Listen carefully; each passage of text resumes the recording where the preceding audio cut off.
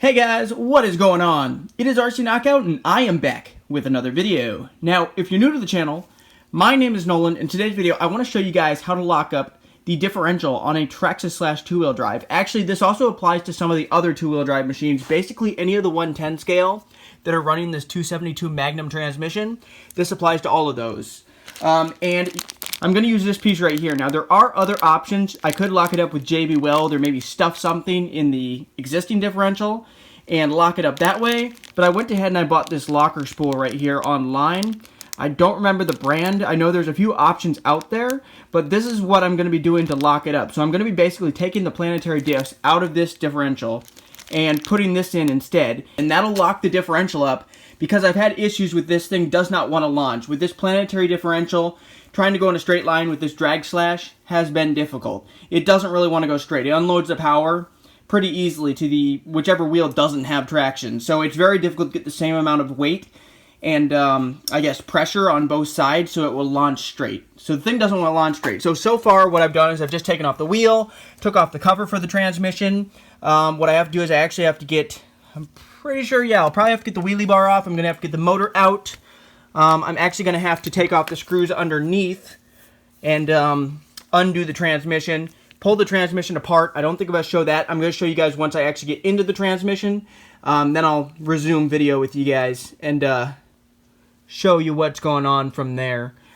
So yeah, I'll be right back with you guys once I am to the point of installing that locker spool. So I'm to the point now where I got the two halves of the transmission case apart. So this is the diff we're going to be taking out right here. And the planetary diff just has gears in it. It does not have any, has like a series of gears that roll around. And so it has no diff fluid or anything in it. Let me try to get this out. Alrighty guys, so I got my camera set up on my tripod, so hopefully you'll be able to see right now. The one thing I realized I need to get a little Phillips head. Because I didn't realize that, will that focus? I didn't realize the screws for the planetary diff, those are actually Phillips head screws. So I need to get a Phillips head. There's 4 of those. That'll take that apart. But I'll be right back with you guys once I have that screwdriver. Alrighty guys, got a little Phillips head right here. Go ahead and get these 4 screws off, which will then open up the planetary diff. And the issue with the planetary diff, since it doesn't have any diff fluid in it, it unloads that power pretty darn easily, and there's no way to tune it. So, I mean, I suppose I could put differential fluid in here, but since this is not sealed to hold fluid in it, it's not going to hold it for very long. It's going to be very temporary. So this is more of a permanent fix for it. Now, I could switch to a different transmission, but that's pretty costly. I have the Proline transmission in my other Slash 2-wheel drive, and that's like 120 bucks, and I don't want to spend that much on this drag slash build. So that's why we're going this route. Save a little bit of money. It's like a $8 or $10 piece for that locker spool. So it's a much more budget-friendly option than replacing the whole transmission. And I didn't really want to go buy a drag slash transmission online either, because that's an option too. I believe that's a 272R transmission. The R is for the drag slash version. But here we go. We're going to go ahead and get it opened. Alright. And you guys can see the little gears in here. All of that needs to come out. And even these pieces right here need to come out. So first, let's go ahead. Let's get the locker spool out. So we'll have to take this little one off right here.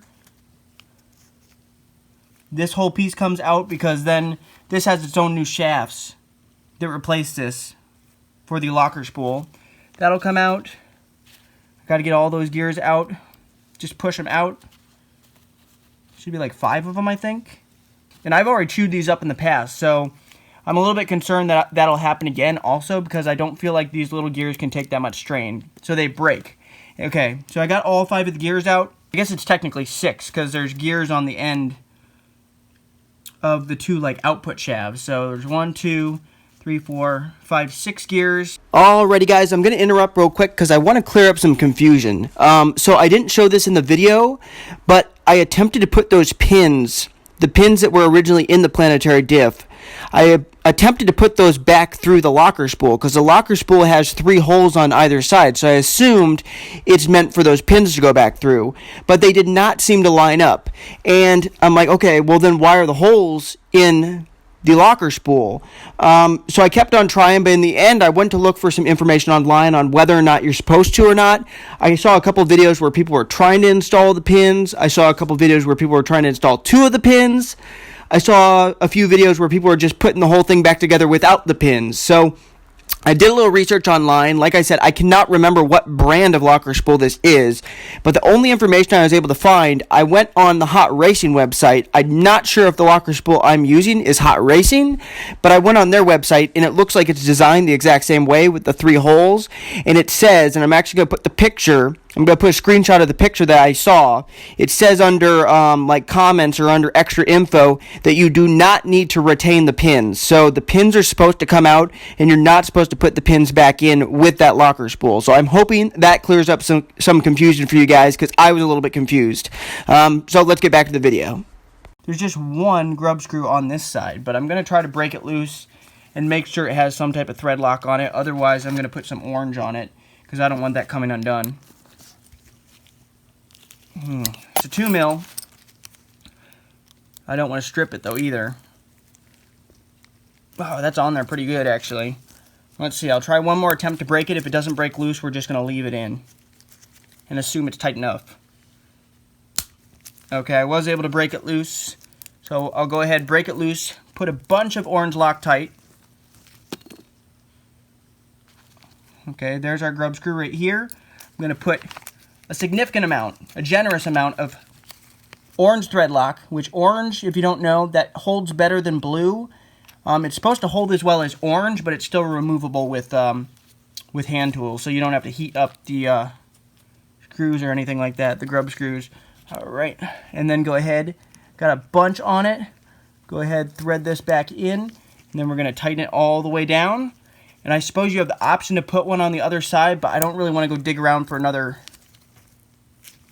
grub screw right now. I don't even know if I have that size. So there's only one on the one side. There is not a grub screw on this side. I guess that would give us some extra assurance that it's not going to spin. But if I have this one tight enough and there's thread lock on it, that'll hopefully hold it in place where we won't have to worry about needing another one. Okay, so this is what we're left with, guys.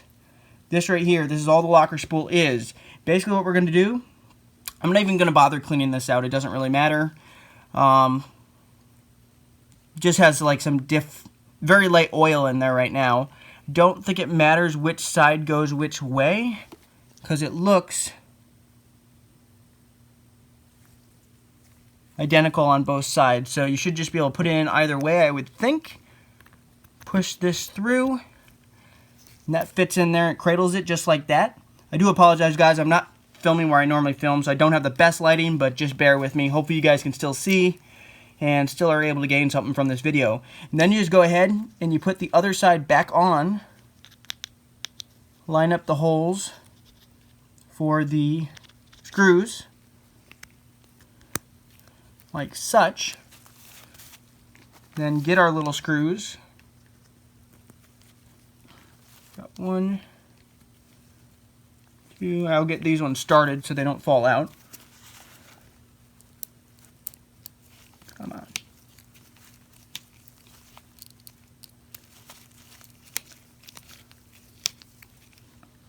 And then that'll give equal amount of power to both of the rear drive shafts, so we don't have to worry about it unloading that power. Anyway, guys, basically what I'm going to do is I'm going to get this tightened up, back together. Once I get that tightened, throw that back in, and then it'll be locked up, and I'll put it all back together off camera. And you'll see this in the next video, testing out this locker spool and see if hopefully we don't have any breakages. I do have the heavy duty, I don't know if you guys can see that, I do have the heavy duty drive shafts on this rig. They are plastic, but they're the heavy duty ones. I believe it came off the Stampede that I cut down. Stampede or Slash 4x4 Ultimate, I'm not sure. Yeah, so just stay tuned for the next video, and we're going to test out this locker spool and see how she does, if she hooks up, if we have any breakages. We'll just have to see. So, thank you guys so much for watching. Leave this video a thumbs up if you enjoyed it and you feel like you gained something. And I look forward to seeing you guys in the next video. Later. Also, subscribe if you're not subscribed.